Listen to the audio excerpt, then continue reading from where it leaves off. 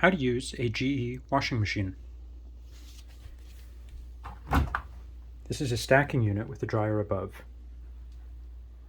The door opens with a handle here, there's a release, and the soap goes in here, this small drawer. You can pour it into this bucket. We take it out of this dispenser using a little cup. Once the soap is in, you close that door gently, turn it on with the power button, set it to whatever setting you want, typically colors/normal. You can adjust various settings here. For example, if you want it to be very hot, you can set it to hot. If you want it to be extremely hot, you need to put it to sanitize. The normal mode doesn't do sanitize. The spin setting is how fast it'll spin at the end. So if you want things to come out drier and be easier to dry in the dryer, you can put them on higher. Of course, that puts more strain on the fabric. And then you load the clothes, of course, close the door firmly, and press start. It'll take a moment to actually start its work. Let's watch it for a second.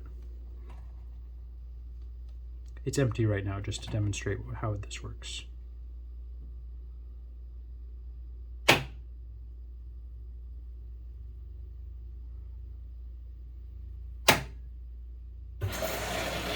And now it starts to fill. All right, that's the operation. In about an hour and 15, it'll be done. You can pause the cycle if you want to add things to the load, and then resume. But I'm going to stop it. All right, moving on to the washer. Here's the washer. This is a GE. The door opens on the other side on this one, and there's already stuff in it. I'm sorry, this is the dryer. Similar to the washer, the dryer is turned on with the power button, and it has a number of settings. You can set it to mixed load is probably the standard setting. You can set the temperatures as well. And for sensor dry, you can tell it what dryness you want it to dry to.